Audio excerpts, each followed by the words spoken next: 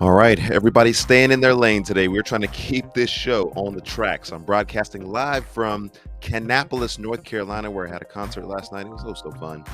Not that many people that were there, but the ones that were there, whew, they were all over it. Kannapolis, North Carolina, from the Leeper household.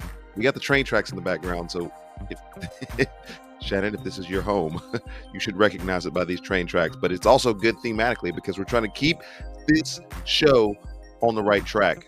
We're going to be talking about the Trump.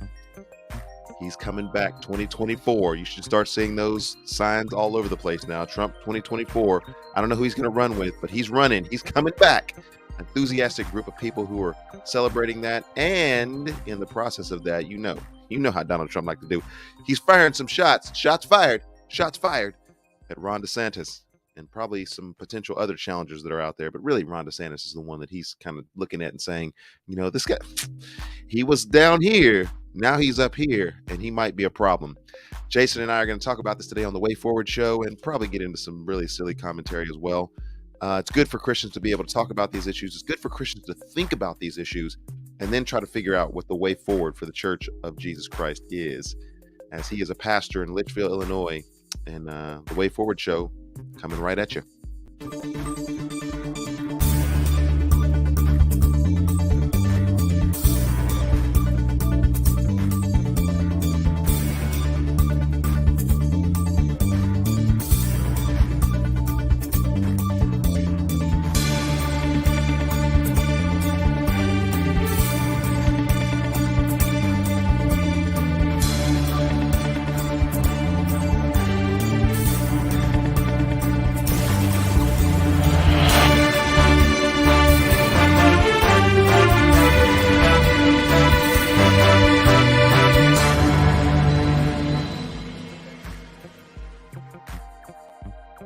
All right, my friend. We still bouncing to the music, the intro. Yeah. We out. Good morning, sir. Good morning. How are you? I'm awesome. I love to get you up early. Yeah, you do. Well, it's not as early as it could be, but it's early enough. And oddly enough, here's the thing: is my body's so trained to get up that even if I wanted to sleep in, which I desperately did because I'm tired, I was up. So I was up before the alarm went up. Okay, he's ready to go. His mind was already active. Whether I like it or not. Church work day today. So okay. Anybody from Litchfield watching the Way Forward, if you're watching it right now, you're late for the church work day. Because I say, by the time this actually airs, you're late for the church work day. We already had breakfast and are out there getting things done. So yeah, you don't have time to get ready when it's time to be ready. And if you're watching this show, it was time to be ready. That's right. Well, so great to have you back on the show, and we're going to be talking about Donald Trump's presidential bid in 2024. I'm sure you will start seeing signs, if not already, in your community. I'm probably sure I will not see any signs. I won't even know that he's running in my community. And so it's great to see that juxtaposition. We saw Trump 2024 signs the day after he was defeated. I mean, I can remember, man, has it been 2 years already? Oh my goodness. It's been 2 years. Yeah, it's been 2 years. And I can remember. We barely slept since then, but we have slept a few times. I can remember seeing those signs that winter up in people's yards, like right away. And a strong, like flags waving in the air that says F Biden and all this stuff. I mean, the sentiment was very strong. It's very strong. It's oddly enough, the numbers just came out this last election, how much Macoupin County has turned red. It used to be a blue county, and it is like deep red now. Deep red. Yeah. So, yeah, I don't think I'll see too many. I might see a couple. I'll see a couple Biden signs or something, but it's definitely turned red. Okay. All right. Well, I think ours has probably turned a bit bluer over the stretch of time that's there. But, it'll be interesting to kind of watch this. I'll maybe share a couple of my views on where I think the political map is in the United States overall, just popular vote wise. But then also, I think it's interesting because I want to make sure that when we talk about this, we get certain assumptions about what our position is and what it is not out there pretty early so that people don't tune us out just because they think one way or another. Because They just make so many assumptions. so many assumptions. Assumptions are killing us, my friend. Right? Assumptions are killing us. And so, full disclosure before we begin today, I did not vote for Donald Trump in either of the elections in which he ran. And by saying that, I am not saying that I voted for a Democratic candidate. I have never voted for a Democratic candidate, and I don't see that changing anytime soon. So I'll just go ahead and put that out there and make sure that we're clear about that so that people know that even though my blazer is blue here, there's no conspiracy theory or anything going on in the background where I'm trying to represent something or secret codes or Illuminati or any of that stuff that's out there. And I think I'll give a rationale for why I didn't and why I'm optimistic. And I'm trying to hesitate from giving a strong prediction. I can't give a strong prediction at this No, point, but I'm leaning. I'm leaning. you have to. You have to. The, Uh, the the course of the election falls on your prediction. yes. If you don't make a prediction, we're stuck with the results. America's stuck. You've proven that there's something divine happening. When you go a direction, we go another direction. So, you have to, Erskine. It's your democratic duty to make sure that you make it. And what he's referring to, if you've never seen the show before, is he's actually referring to the fact that I have predicted with 100% accuracy in the wrong direction the last few elections and Super Bowl winners. But say it's not just elections. It's sports teams. It's everything. Probability says, though, I'm likely to actually get something right in the near future. But you haven't. That's what makes it so amazing. Erskine is that like we were waiting for that probability to work out, and you're busting all probabilities. Like you are. What can I say, America? It's prophetic. DeSantis is watching this now, and he's like, please, don't give me the kiss of death. I also have to suspend my campaign before I even start one. Yes. If you go down that route. So anyway, get us started with some prayer, my friend, and we'll get into this. I got some sound bites that I think are fun today. Comment section is turned on. We had to pre-record this because, like he said, he's church work day, and our brother's up in Kannapolis. He's got to find his way back to Nashville at some point. So I had a pre-record today, but comment section is on, and we're excited that you guys are a part of the Way Forward experience. Lead us, my friend. Father, I thank you so much for this opportunity to just gather and talk with Erskine and talk about weighty and mighty things, Father. The rising up of leaders among nations is in your sovereignty, and it's under your control, and you accomplish your will through the whole thing. So they are weighty, Father, but help us to always seek just greater faith and understanding with a bit of humor, I pray, so that we can just keep our senses about us, Father. Help us to be a good, wise discussion for the way forward. In Jesus' name, amen. Amen. All right. That's good prayer, my friend. So good. Hallelujah. Hallelujah. All right. So there's the gospel choir. They're warmed up and full-throated this morning. Yes. Share at least this as we get into the announcement. President Trump, he's coming back.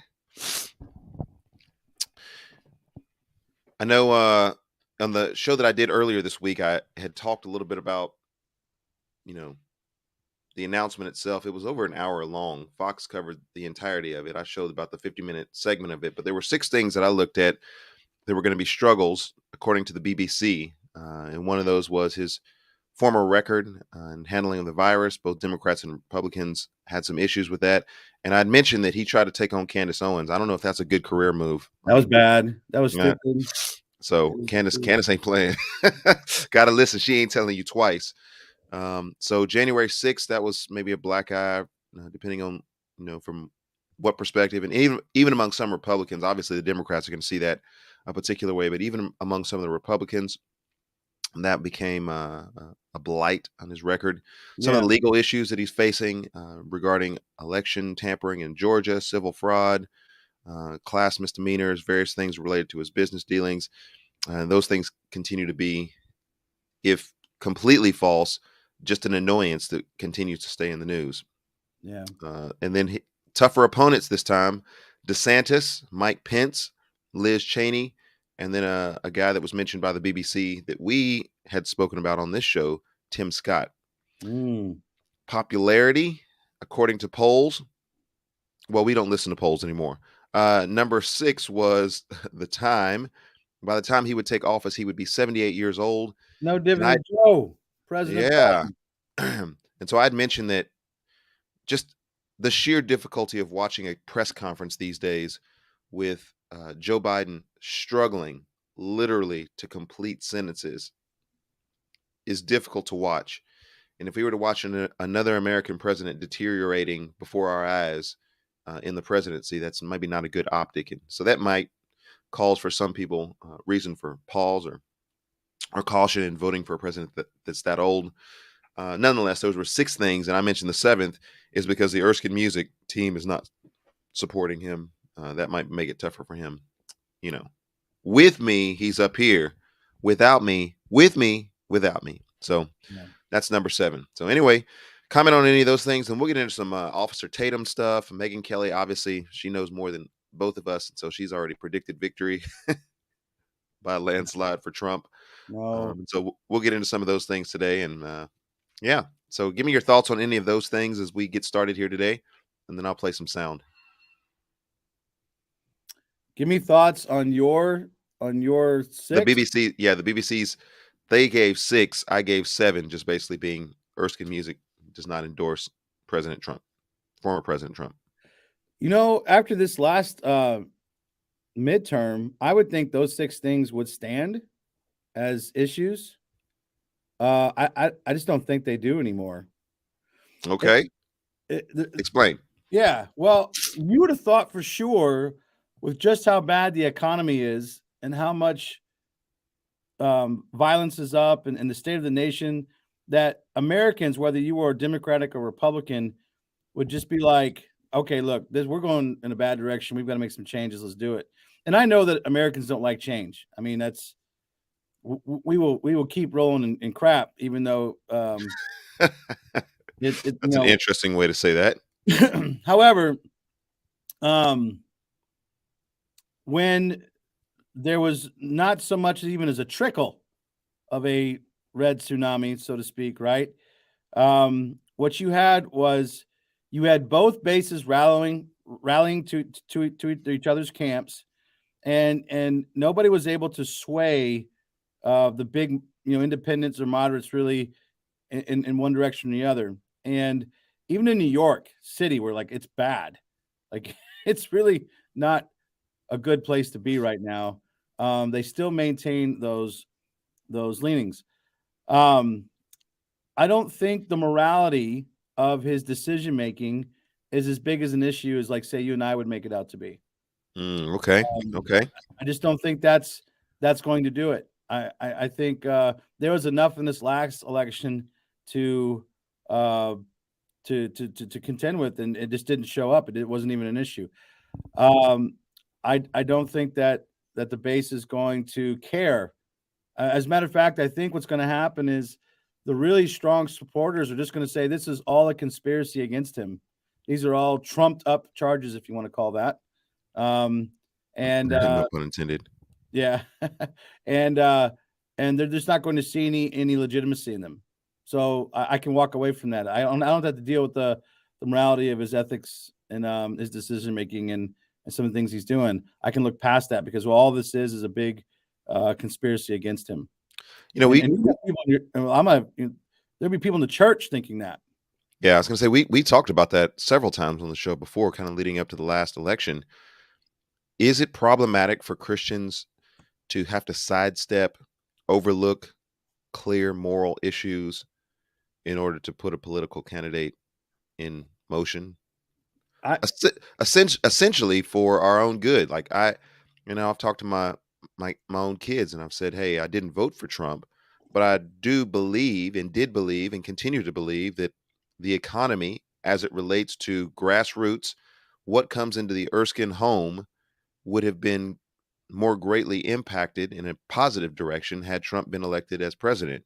And so that I believe to be an economic issue that would have affected us in a positive manner I could not overlook some of the moral and ethical issues that were related to his candidacy.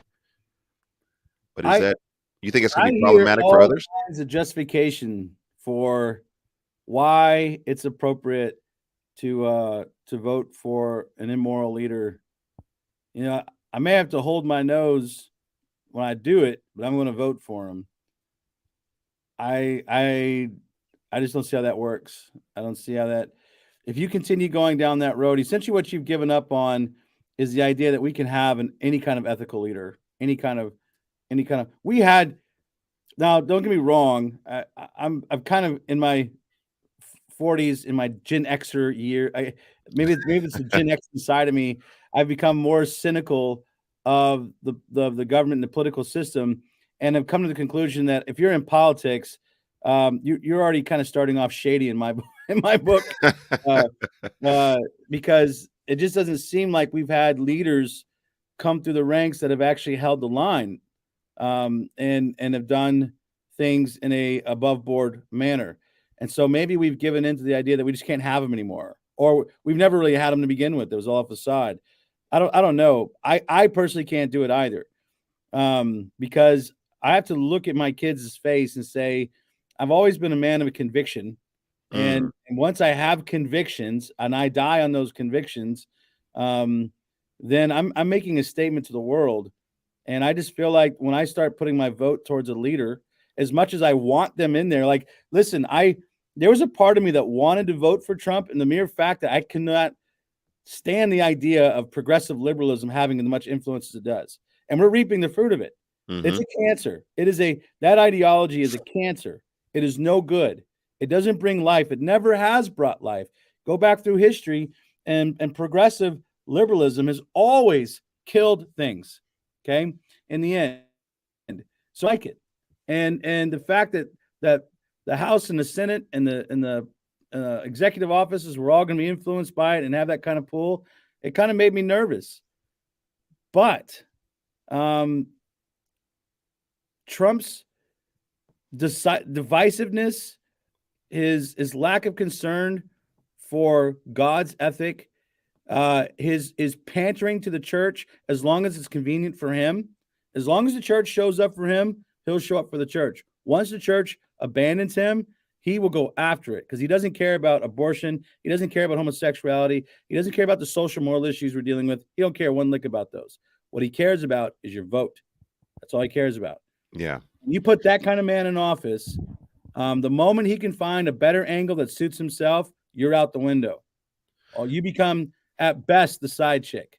Yeah. So I would echo all of those things that you said. And then there's another thing, I guess this is a show of Gen Xers who is responding to life as it is coming now more into focus as we have leadership positions. But I would echo all those things that you just said. And I would add to that, I don't like the false dichotomy. Here's logically the false dichotomy that tells me you can either go this way or you can go this way. There's no other options for you. Yeah. And if you exercise any other option other than going this way or this way, then it's an irresponsible or in some cases even immoral action to respond besides going this way. And we're looking at the whole field. And I'd mentioned this, and I was doing a concert the other night in Greensboro, and I did something I don't normally do. I was calling this concert series Shop Talk. And so I'll play a couple of songs and then open up the floor for question and answer. And I just mentioned and just kind of seeded the question. And I said, if you guys really want to know what I think about Donald Trump, you can ask me that question too. Anything on the table, here it goes. And they were asking questions about, how I process things related to Donald Trump, and am I a libertarian, as Mm. perhaps a third option? And I said, well, libertarian is interesting. I wouldn't consider myself to be a libertarian because we live in a fallen world. And just even that response, you could see, was kind of thought provoking for people to think, putting these biblical categories. And the reason why we're talking about this today is putting these biblical categories in the way that we view life and in the way that we do life is an important thing. Like, everybody just do what it is that you're going to do, and we'll have a safe and non-impactful world in terms of harming one another. If we live in a world that is not fallen, I am completely libertarian. Come on, let's just, flourish. Let's just flourish. All you Yeah. flourish, we'll all flourish. But in a fallen world, it makes it extremely difficult. And God has given Yeah. us government to restrain evil, is one of the three purposes of government. Absolutely. Absolutely. No, I love that. And so it's interesting to have some of these political discussions among those who are believers, because it brings out other issues that are important to us. Family is an issue that comes to the forefront. Sanctity of life is an issue that comes to the forefront. And as you were talking about, Jason, the church has so many times been co-opted by political candidates, and the church sometimes has misaligned themselves with political candidates for perhaps the societal benefit of getting political support for, financial support for causes that we see are important. And so that's part of the discussion. I want to get into some of these sound bites today concerning Ron DeSantis, because he, at this point, because of his overwhelming victory in Florida, is probably the front runner. And DeSantis is like, don't say it, don't do it. He's probably the front runner and maybe the toughest challenge for Donald Trump. Donald Trump came out kind of disrespecting DeSantis after he won the way he did. And then we get a response from DeSantis. And it is, I think, instructive for us as we continue to look forward. Now, first of all, I want to go into some of what Trump said regarding DeSantis, and just sort of give a context for that discussion. So here we go with that. Mr. Trump focused on attacking a potential 2024 rival, Florida Republican Governor Ron DeSantis. Ron DeSanctimonious. Calling him Ron DeSanctimonious. A quote, average Republican governor with great public relations. Average Republican governor with great public relations. Mr. Trump posting that, quote, Ron came to me in desperate shape before his 28. Groveling. He was on his knees, God. just crawling up to Trump and saying, I need help. I need help. Can you just help me? I can't do anything. I'm not a man. 18 Florida election, and that he saved DeSantis from being, quote, politically dead. There's Ron DeSantis. Now, I don't know if this is just me, but is this you as well? As kind of a trail here, but Ron DeSantis kind of looks like Ethan a little bit. My Yeah. Ethan? I could see Ethan if like more mature, filled out. No? Yes, no. You see any of that? He's white. Yeah. He's white. He's white. Hey, but we all look the same though. So I mean, See, you see how this guy is. You see this? I'm gonna get Ethan's picture up on here one of these days. They'll say, "Hey, your son is Ron DeSantis." Yeah. It'll be other people that are saying it instead of myself. All right, because he was politically dead before Trump. Mr. Trump has also been defending himself over the midterm results. But some Republicans are trying to turn away from the party's former leader, placing blame for a worse than expected election at Mr. Trump's feet, for backing unelectable candidates and focusing on conspiracy theories. All right, so that's pretty much the soundbite that I wanted to share as far as that is concerned. Yeah. Well, here's the problem with his comments is there's probably some truth to some of the context he's speaking of. I wouldn't be surprised if Ron DeSantis was needing Trump's help. And in 2018, Trump was hot as all get out. And of course you wanted him there. But it goes to show his character and what he's really about. He he just, that might have been a private conversation had between two colleagues. And here he is, the moment that Ron DeSantis is a threat to him or his position, he throws this man under the bus instead of uniting the party and uniting people and coming together and saying, look, we've got great opportunities here. No, this is about Donald Trump. And again, the reason why we're feeling that clench in our stomach, like, what are you doing? Like, why are you devouring your own, so to speak? You're really no different than the progressive liberals who are devouring their own. It's the same thing. And whatever. I just think that that's more of the same. It's more of the same nonsense. So are we ready for that? Are we ready to go down that road again? There's a part of that I look at and I go, oh, I know what this was like. Just constantly. It was just constant. Like never stopping. Like he was always on something or somebody about something, and just sort of this derogatory, snarky kind of situation. The thing that makes DeSantis appealing, and I'll tell you who I voted for. When he talked about the last presidential campaign, I voted for Tim Scott because Tim Scott held all of my values, the right to life, marriage, the economy, his views on government, his views on, and even some of his views in helping communities flourish, even minority communities, some of the things he's involved in, were all very appealing to me. And so when I looked at him, I thought, first of all, his value system lines up with mine. He's politically savvy. He seems to be very smart. He's down to earth. He knows how to talk to people. He's a bit of a team player. Mm-hmm. He draws his lines where he draws his lines. He's part of a church. He's very actively involved. These are all things to me. I'm looking like this is what a believer should be looking into. And when I would get back from people is, well, he's not electable because he's not Trump. He's on the front runners. And I said, the reason why he's not electable is because people in the church are not electing him. We're going after the Trumps of the world when in fact we should be going after the Tim Scotts of the world. I think DeSantis is now both. He's somebody who you potentially could like. He's a family man. He stood by his wife when she had cancer. He stood up to the wokeism in Florida. He was very clear. He was very firm in his convictions, but he didn't get derogatory. He didn't start fueling the fire with divisive and derogatory language. He just kept to the facts. He held his guns and he went after it. And he even took on Disney.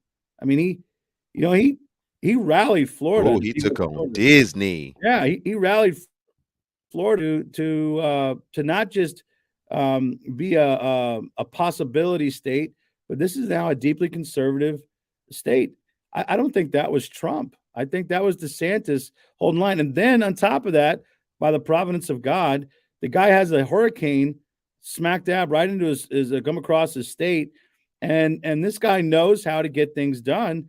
And he got the state up and running in a few days. I mean, I don't know. I'm looking at this guy saying he's very electable, right? And he's right up our alley. Why in the world would we turn our attention to a guy whose character is obviously flawed, who's narcissistic, and is not really for us in our value system, when we have a candidate who actually fits the bill? That would be my like, why? And I think the idolatry of the church is going to show itself up because we can sometimes be as divisive as the next guy. I put a lot of the subtext that you had given me at the bottom of the screens. And so as people are hearing your comments about that, you sent a lot of information today. I put that up there for a reason, and this is going to make sense. I didn't realize that the Republican Party has a coalition of people in it. And this makes perfect sense because you and I would say we're conservative. I can't imagine myself voting liberal, but the fact that the progressives have taken over the party so much that none of their values really line up with my values. So I can't see myself going that direction. But I've always found myself kind of at odds a bit with the conservative party because I don't always feel like they represent my value system either. And then Pew Research put out this understanding, like there's like a coalition inside of the Republican Party. You've got your faith and flag conservatives, right? You got your committed conservatives, you got your populist right, and then you got your ambivalent right. And that's the four people that make up the conservatives. And what the conservatives have got to do is get all four of those people to really line up to get a candidate elected, right? But the problem is the ambivalent right and the populist right really don't care for Trump and his policies. And you would think that that's where we would be, right? The ambivalent populist right. However, we've got our deep religious convictions that influence our vote, which puts us in the faith and flag conservative group. That's the top group. That's the heavily Christian, America Constitution-driven group. Is that the Christian nationalists? Yeah, well, that's where they would fit, right up there, right? Okay. And so here we are floating up and down these groups. We're not necessarily lining up in these groups, and the Republican Party now has got to get all four of these groups together to say, look, we're going to vote a candidate, which I don't think happened in the midterms, which explains why the Republicans didn't do so well. The coalition was not collating. It was not united. It was not coming together. And I think what's happening is the populist right and the ambivalent right is maybe increasing more. Okay. These are your more non-religious conservatives. And I've kind of made that argument before in the show that you're seeing a turn in conservatism away from the moral majority, away from evangelicalism, and toward this populist ambivalent right, which is why that group is going to be more inclined to accept the social values of our country. For instance, same-sex marriage and even abortion and, certain circumstances. This group is going to be more inclined to accept that. And as that group grows, you're going to have an obvious divide in this coalition to where you have your faith flag conservatives over here and your ambivalent populist right over here. And it's going to splinter off. And I think that if we're not careful, Trump is the knife that cuts that. He is going to cut it. And he's not going to be for us. He's not going to be for us. And he will use us, but he's not. He's going to use us. He's going to use us, but he's not for us. Yeah. And so I think that's why I put those numbers up there, because I think they're worth looking at according to Pew Research. Yeah. So I put the Pew Research website there in case anybody wants to fact check this show. All right, let's bring Officer Tatum, Brandon Tatum, up into this thing. Brandon. Yeah, let's keep and it. If Brandon is watching our YouTube show, he is welcome to come on and comment. I like Officer Tatum. We watch him a little bit. He's kind of funny.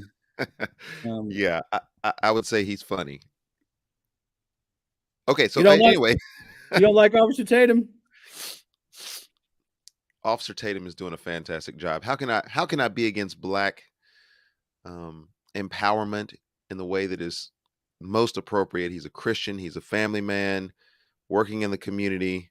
I just think that some of the sensationalism is a little bit beyond what it is that I'm comfortable with. But you know what? It's sensational. I know as a Erskine music. The Erskine music, there's a close dichotomy between the two of those things, but there is a little bit of the rhetorical flourish and some of the things that we do on the shows that is a little bit outside of just Erskine himself. It's to grab your attention, folks. It's to make you listen. And I know that everybody's kind of got a little shtick, and Trump has a shtick, and there's Dave Ramsey has a thing that he does, calls people stupid. It's just it's a thing that makes people just go, whoa, pay attention. Wonder what my shtick is. Yours is kind of more of the you like to call people crazy. That's because they are crazy. Let me set you up for that one, bud. when you call certain women crazy, that's kind of crazy. But here we go. This is, he does a good job on this. I will. And he's got over 2 million followers. We got like 200 followers. So, he's doing a great job. Did we celebrate that? Did we celebrate our 200 followers? What? I think I just made that number up. I'm hoping it's 200. I've Oh, got 877 subscribers on the Erskine Music Show, and but I've got to believe, since it's streamed through the same channel, that 877 people are exposed to it. We probably have 400, 600. But anyway, I said we should, 200. we should celebrate that. We should be We like should celebrate that. our 400th follower. Let's just throw in. Hey, I identify as a YouTuber who's got 2 million followers. Well, Do you think I they'll do send me- introduce myself now as a influencer. Yeah. Yeah, I say I'm an artist, songwriter, Christian influencer. I don't have that. And there's some people who don't know what that means. I'm like, hey, I have a YouTube I don't know what that, channel. I don't know what that means. You have a YouTube channel that you actively try to engage people with the issues. All right, here's Officer Tatum. He is there. DeSantis fires back at Trump. See, these guys that are professionals, they know how to like reel you in with, ooh, DeSantis is going to fire back. Well, let's look at this soundbite. The comment in the comment section, roll the clip. Okay, anybody have any questions? We would like to know what you think about Trump's big announcement and some of the less than flattering comments he has made about you. Well, you know, one of the things I've learned in this job is when you're leading, when you're getting things done, yeah, you take incoming fire. That's just the nature of it. I roll out of bed in the morning. I've got corporate media outlets that have a spasm, just the fact that I'm getting up in the morning, and it's constantly attacking. And this is just what's happened. I don't think any governor got attacked more, particularly by corporate media, than me over my 4-year term. And yet, I think what you learn is all that's just noise. And really what matters is, are you leading? Are you getting in front of issues? Are you delivering results for people? And are you standing up for folks? And if you do that, then none of that stuff matters. And that's what we've done. We focused on results and leadership.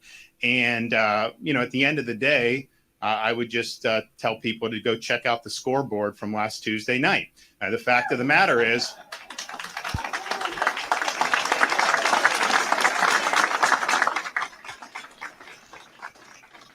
the fact of the matter is, it was the greatest Republican victory in the history of the state of Florida.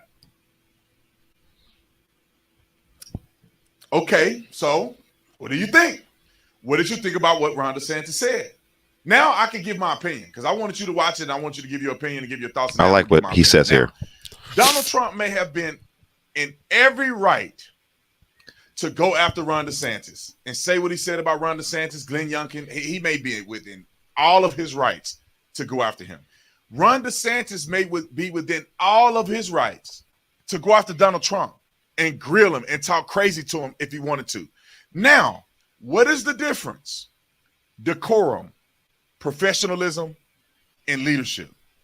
Ron DeSantis did not say Trump's name one time. He did not buy into the corporate media trying to pitch him and trying to get him to dog somebody or talk crazy about somebody. All he said was, this is what we're doing. It's nothing but noise. It's par for the course. And if anybody has a question about what I'm doing, check the scoreboard. That's it. I don't know what else to say. I wish I was calm as Ron DeSantis. I've been getting crazy on y'all. I wish somebody said something to me and I said, you know what? It's okay. People are going to come after me as a YouTuber that has 2 million subscribers and then a very successful businessman and family man and Christian. And you can go down the list. People are going to come after me and it's okay. And all I would say is, for all the people that come after me, just look at the production value. Look at what we've been able to accomplish in 2 years.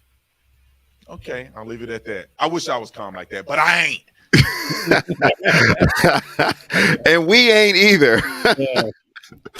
We ain't either. So let's give me your reactions to that soundbite. That's exactly right. And that's what I look for in a leader. Like he just kept to the facts. He kept it down. He kept the volume down. He didn't go after and get, mean and divisive. And if the church is looking for somebody who could kind of hold the line and be wise with their words, why would you go for Donald Trump? Like, this doesn't make any sense. So I really hope happens is that the church begins to evaluate the real character of these leaders that we're looking into. Do not marry yourself to a party, right? I'm not married to the Republican Party, but when I find a candidate that really lines up and he's speaking my language and he's really got himself together and he's not going to divide the country even more with his rhetoric. Now his policies might be divisive in the sense that he wants to toe the line in conservative values. Well, that's going to happen because that's the nature of it, right? But he's not going to inflame it with his words. He's not going to inflame it with these attacks. He's going to stick to what needs to be done.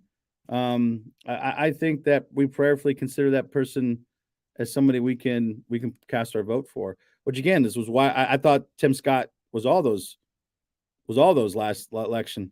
And you know what? If Tim Scott were to run again, I think it'd be hard for me to look between the two because I think both are very good men. Both are solid leaders. Well, give us the way forward for the church. We're thinking through this issue this morning, and hopefully there's a lot of comments that come in. We go back and check the comments and try to respond to folks, if not in real time, in some time. So give us the way forward and let us think through what we're looking at. Well, I think, I'm kind of steep in James right now because this is what I've been preaching on. And we're at a place where one of the things that I've figured out about James, and I'm going to talk about this Sunday a little bit, is that James has been a bit of a full-blown mirror on me as I'm preaching through it and realizing just how much he exposes my sinful tendencies. And one of the things that has grabbed my attention lately is the arrogance that I tend to live in. And I think much of the church lives in, and that arrogance is revealed in three ways. One, it's the way we speak to each other, right? It's the way we talk, the assumptions we make about people. Two, it's the way that we do not surrender ourselves daily to the sovereignty of God. We just make all these plans as if God does not exist, and then when God interrupts those plans, we're mad at Him as if He wasn't in charge to begin with. Good. And then it's the way we hoard our wealth. We're not generous and just with our wealth, and James brings this to light. And so he has to tell the church, stop speaking evil to each other. That shouldn't have to be said among the church, but it is, right? And you who sit there and say you're going to go down and do this and do that, don't you know your life is a vapor? It's a mist. And then stop exploiting the poor, right? Stop withholding the pay to them. And so that the three principles I grab from that is one is for my own self is I need to speak with charity toward my neighbors. I need to speak with kindness and generosity because that's going to humble myself before God and my neighbor and hopefully get something accomplished for the kingdom of God. Two, I need to understand I'm not guaranteed tomorrow. I'm not guaranteed anything. When I tack on that little saying of Lord willing, that is me trying to signify, look, God is absolutely in control of all things. He is in complete sovereign control, and He has determined the days of my life, and I'm living in the time I'm living in, and I will make my plans according to His will. And that means then if I am following these two things, I don't have to hoard my wealth. I don't have to exploit the poor. I can be absolutely generous, and I can be just with my possessions and the material things that God has given me. I would love to see a leader rise up with these three qualities. I would love to see the church vote for people who uphold these three things and hold on to them and value them so much that even if the popular consensus is to go after this guy, nope, the church is going to follow the one that really embodies these things, speaking charitably, surrendering to God's sovereignty, and not hoarding our wealth, but being generous and just with it. I just would be flabbergasted to see the church do that. Amen and amen. Thank you for that. And that's a good eye-opening way for us to kind of look into our own heart, look into our own soul. And if we begin doing that as a people, it would be remarkable to see how, as a collection of the church, capital C, in America, where our collective minds might go and what direction the Lord might lead us. This has been the Way Forward Show. Jason and Erskine talking about cultural issues that are of some importance, and hopefully giving the church some things we can think about, and some principles and scripture and prayer and a direction for us to continue to move. And so thank you, Jason, for your time today.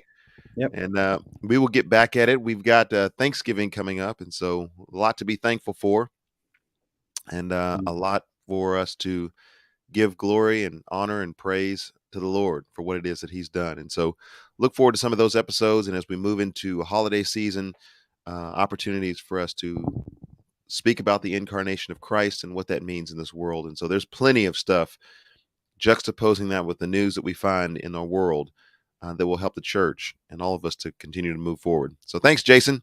Way Amen. Forward Show. We out.